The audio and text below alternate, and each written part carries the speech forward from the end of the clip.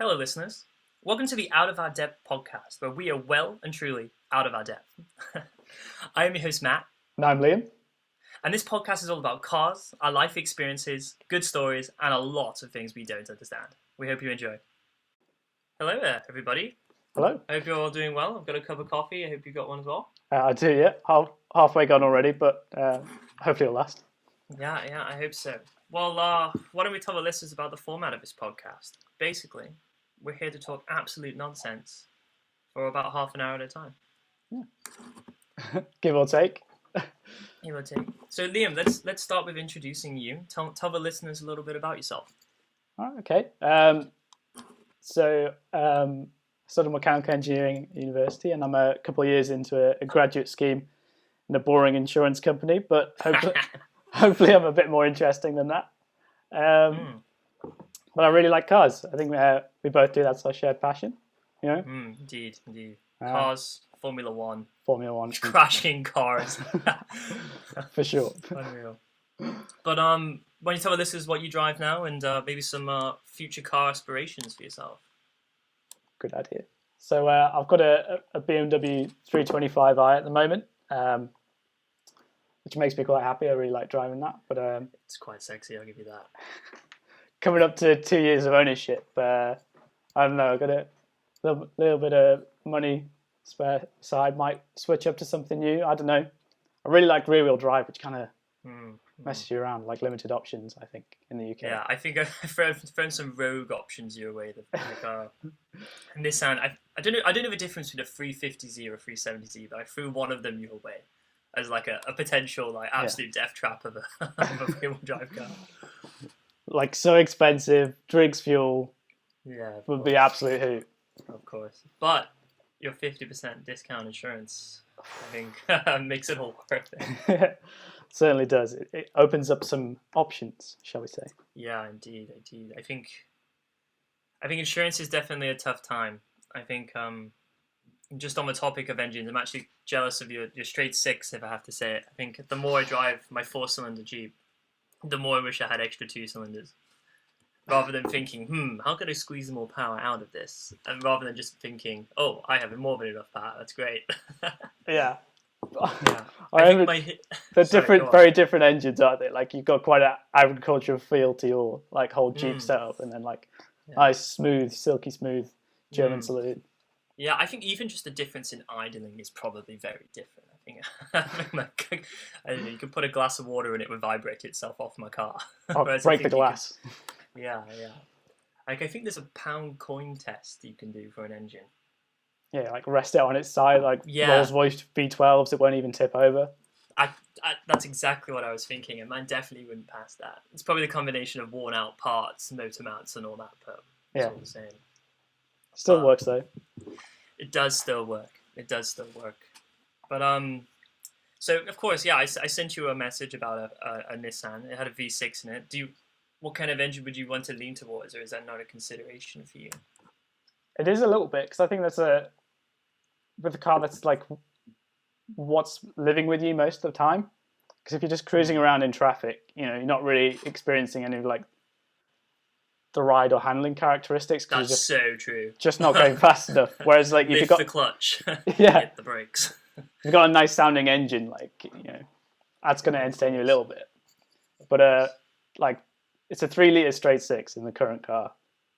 And I had the thought, like not long after I bought it, that might be the like biggest capacity engine I ever own. You ever want, or you will be forced into ever owning? Forced into ever owning, I suspect, because three is quite big. Like in modern standards, you think of turbocharging everything. Like most common cars is like 2-litre. Turbo is pretty powerful. I think honestly, mate, my grandparents 0.9 litre Clio. I mean, your parents are Fiat 500 2-cylinder, right? Yeah. Oh. And I'm not sure what the literage is on that, but I think it's about 0.9 as well. But yeah, 2-cylinder turbo is just. It's essentially a lawnmower. It shouldn't move, but it's actually quite fast because it's a nice small car. But I suppose it doesn't weigh much either, to be honest. No, and it's more powerful than there's like a 1.2 4-cylinder variant, which is slower. I'd love to speak to the people in the engineering department who like, I don't know, almost like put this whole plan together. Like, okay, let's have a smaller engine that goes quicker than the bigger one for the big bucks. We're really gonna make something off this. Yeah, and then who's buying like the slower engine? You know, they just it's like Mate, me. Almost every time I've had the option to buy a bigger engine, I've gone for the smaller one for some reason. Oh. Or an engine that's not even running correctly. Remember, my Toyota was running off 3 cylinders we found in the end. I thought it was maybe running off, 5, but then after compression testing, it was quite terminal. It's like everything in that car was determined to like kill it, but it was still running. Like, oh my lord, yeah. That wheel bearing that sounded like a brick in a washing machine going off. Yeah. I think that's Toyotas though. Well, 90s Toyotas. I don't want to extend that to new ones because I really don't know. Yeah. I mean, especially no, yours was a Honda, not a Toyota, but Toyota engineering. Yeah. So I don't know. It's just unbelievable. I think I picked it up at maybe like 270,000 Ks, and I took it up above 300,000. And it was only on 3 cylinders. And I used to drive it up a mountain every single day for work. And granted, I was in second gear the whole way up. But I couldn't believe it. But yeah, and ultimately it basically gave me carbon monoxide poisoning, so it had to go. But yeah, I was sitting in the passenger seat in that thinking a little bit lightheaded. Wasn't great. Yeah, I remember we used to when you came to visit. Listeners, for reference, I used to live out in Canada for a little while. Well, I'm sure we'll get into that into another episode. But Liam comes to visit. We go on this road trip, and this car was so lifted off the ground that corners were almost deadly. Every corner was an event. Like it's not 911 handling or even Liam's BMW handling. It was like, hold on, guys, we're cooking it here. Didn't cock a wheel or anything, thankfully, but it was just felt slightly dangerous in all scenarios. that is actually a brilliant way to describe it. Slightly dangerous, always fun. Yeah. I suppose that's almost my car philosophy if I think about it. I think once I moved away from the Renault Clio, I think my Jeep is I think my Jeep is slightly less dangerous, but still dangerous and also very fun. Like the steering is not really connected. We could be going straight, we could be turning a corner. I don't know, but I suppose that's part of like the thrill that I derive from driving. Whereas I think you definitely prefer more of a performance experience.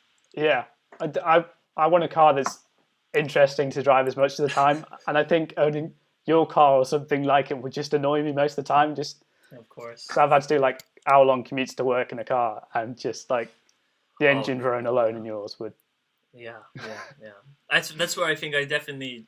To be honest, I think most people listening, everyday people, want either a very easy car experience. Let's just say like a Golf.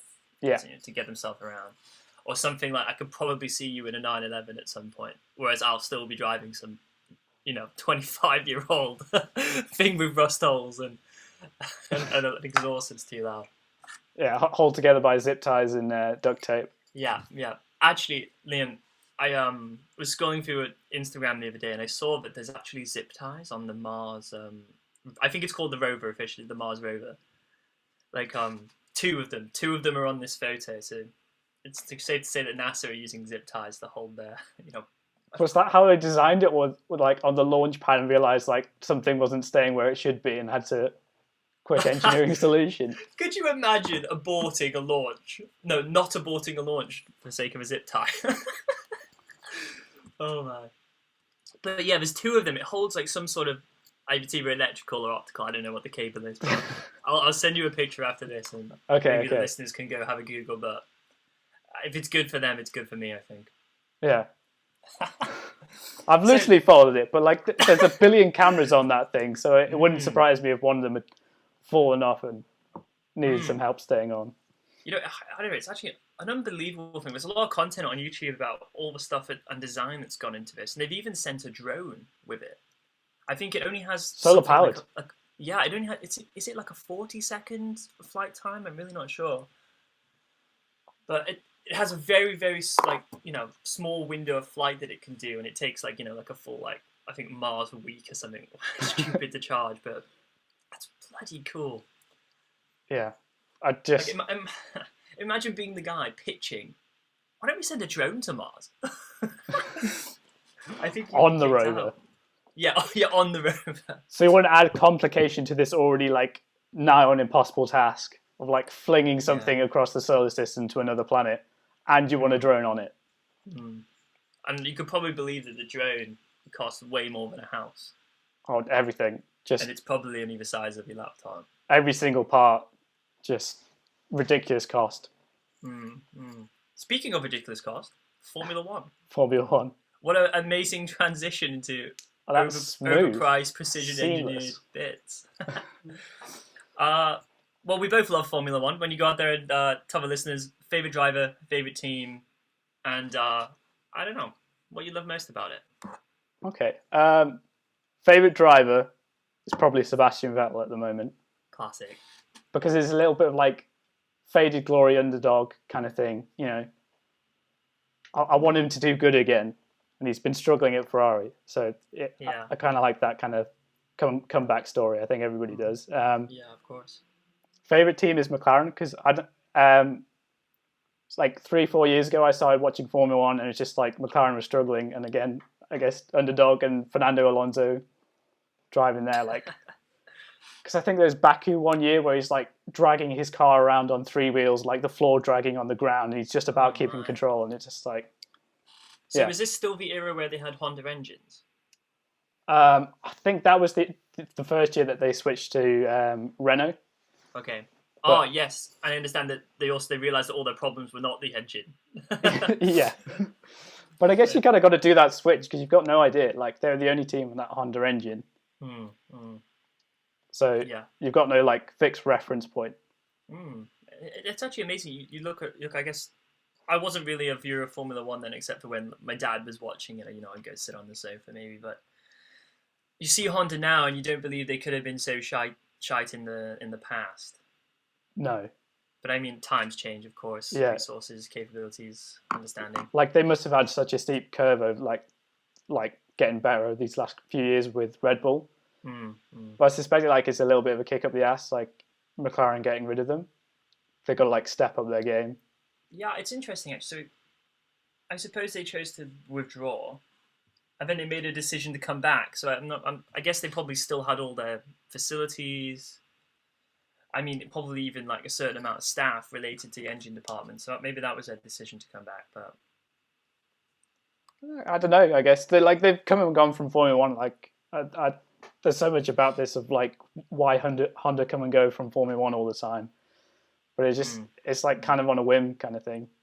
So by that you mean, could you expect to see them in maybe 5 years' time when maybe engines rules change to I think V6 turbos and biofuel is what the last thing I read. Yeah. They've got like weird 5 points of what they want the new engines to meet and like emotive and stuff like that's in there. But emotive. Yeah. I suppose with relation to exhaust note, of course. Yeah. So they can't just have electric cars because there's a reason barely anybody watches Formula E. Yeah, I mean, Formula E is a bit of a. I mean, to me, it's almost non-existent. It just doesn't interest me at all. I guess partly because I'm not behind any of like the storyline of it, like of drivers because I know nothing, teams because I know nothing. I'm not sure.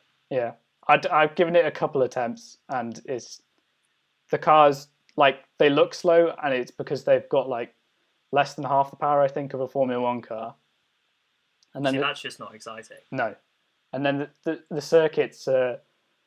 Some of them are on street circuits, but like last year, particularly with the pandemic, they were just setting them up in like airport car parks and stuff. So it's just like a big flat concrete expanse with like loads of plastic bollards all over the place, and like they've made a track.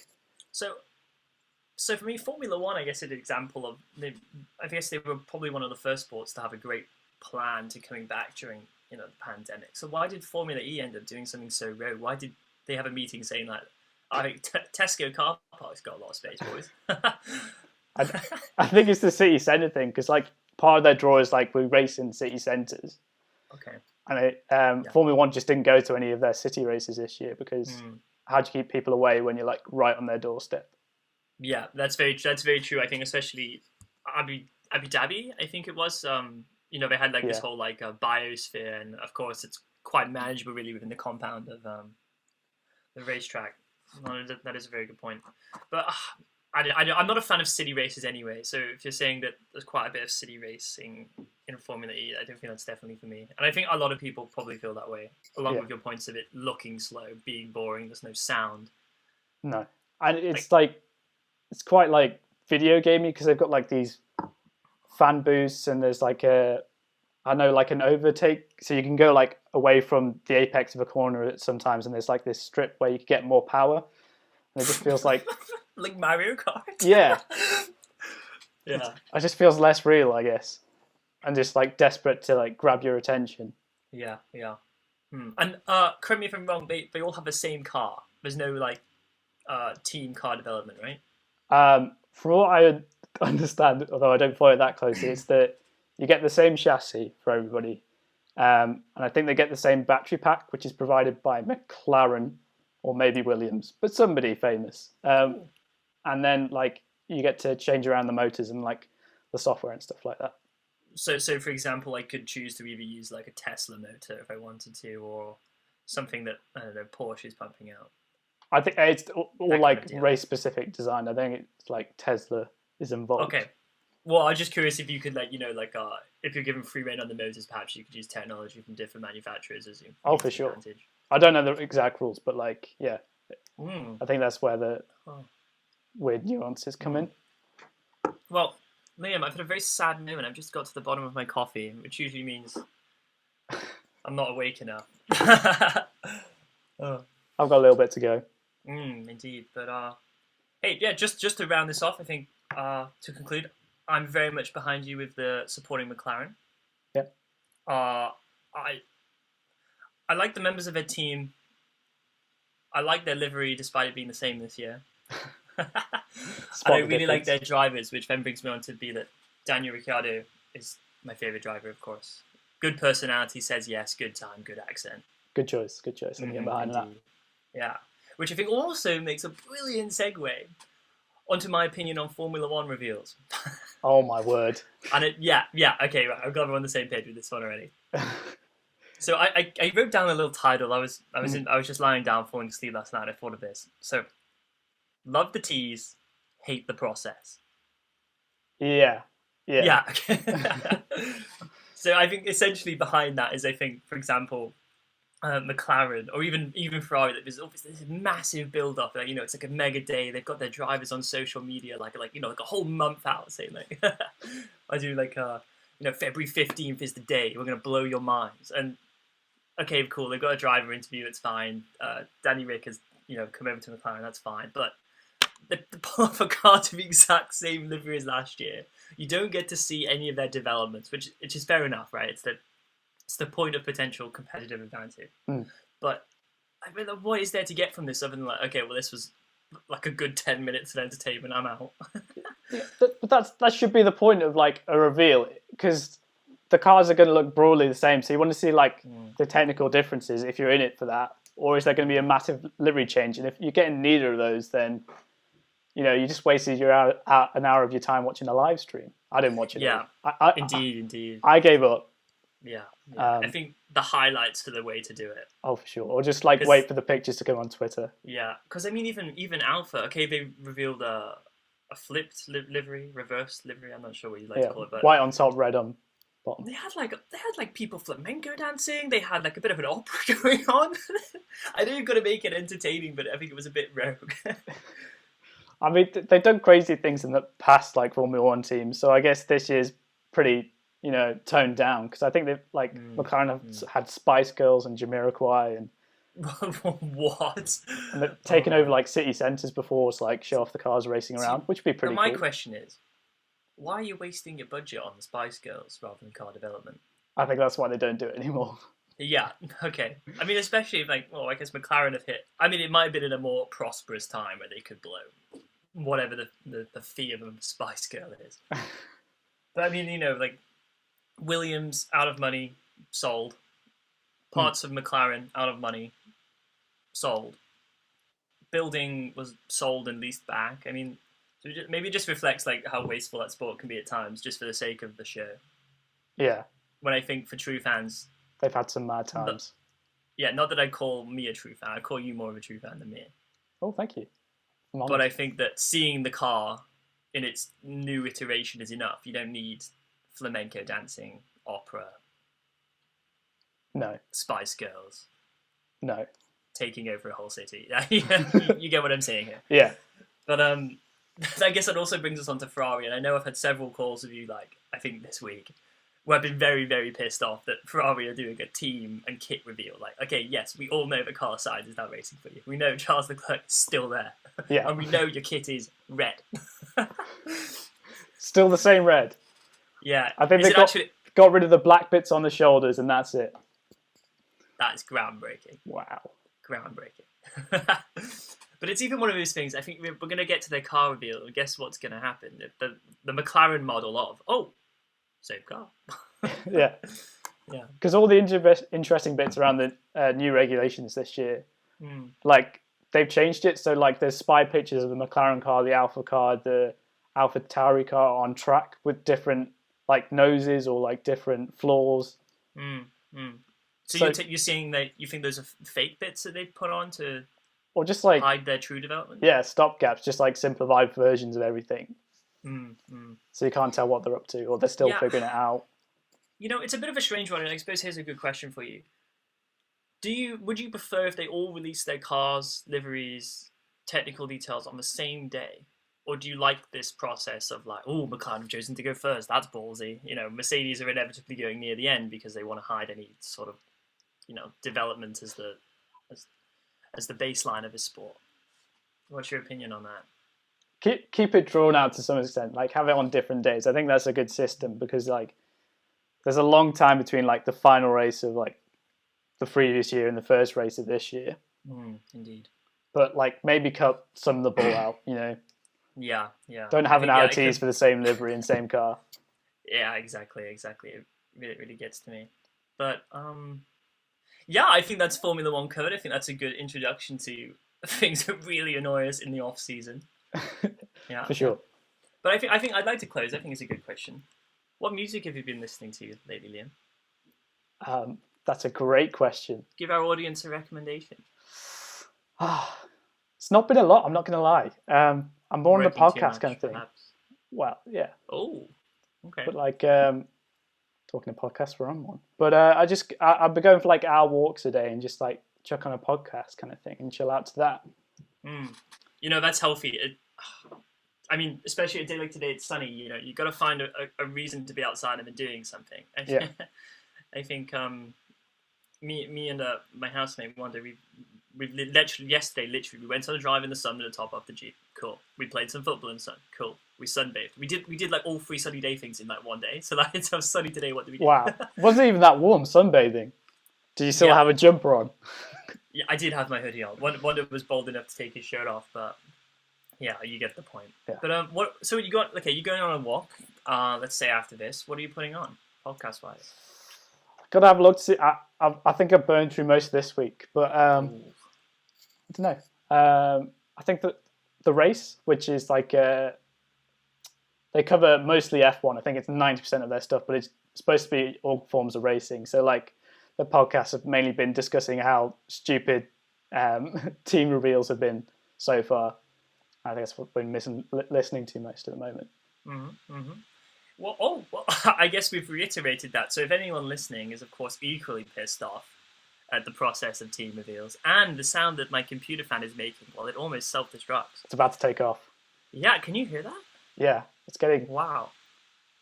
I'm sorry, listeners. I think we'll transition to an external microphone next time. But this thing's old.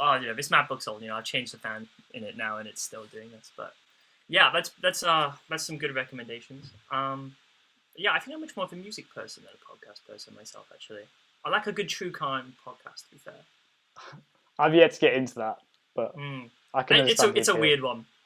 It's a weird one, but it reflects like what Netflix is doing right now. Yeah. That was almost like true crime has been blowing up and is still booming. It's about, it makes a market for like the Cecil Hotel. I'm yet to watch it, but I've heard good things. Just stuff like that. But I think you strike me as a behind the glass man as well. I think a little bit. I tune in, like if I think there's a bit of UK automotive drama, like with the YouTubers or something, I tune in particularly for that. Yeah, it's well covered there. That's for sure. Sure. But I think you're gonna love this. Okay. So every now and then I go through a phase of 90s hip hop music. I think Wanda's doing it as well. But while I'm studying, I have to listen to something, whether that's just monotonous like orchestra music to just like hypnotize me into working. Nice. Because I'm easily distracted, very easily distracted. Like if I hear a packet of crisps across the library, I'm out of my seat. I'm gonna go see what's going on. But I came across this wonderful. It's like a 45-minute mix. It's just 90s hip hop, but it's lo-fi, and it's got everything from Biggie Smalls, Tupac, and all sorts. And I'll throw it in there, but I love me some lo-fi. Yeah, right. I don't know. It's great background music, but then you throw in the 90s aspect that the classic beat it all has. I don't know. I just find that I can sit and I can just be locked into this dissertation I'm working on for like 45 minutes, and I don't know. I highly recommend it. Actually, I'll drop you a link after this. But it's fairly easy to find if you just search 90s hip hop, but it's lo-fi. Yeah. Sweet. Well, kids, that was our introductory podcast. Yeah. Yeah. Do you have any concluding thoughts, Mr. William Jackson? No, that was a nice discussion. We'll be next time with maybe a slightly longer, get a topic going. Indeed, I think we should bring in some themes for each week. Yeah. And some guests. We got some guests with some interesting stories, injuries, car histories, you name it. Yeah. Perfect. Sketchy car histories. Yeah, sketchy car histories, but I guess me and you have that as well, so that's a good thing in common. But I'd say thank you for listening, guys. I hope our introduction was a good way to get to know us, our personalities, how we converse. Yeah, hopefully so. Yeah, see you on the next one, guys. See you next time, guys.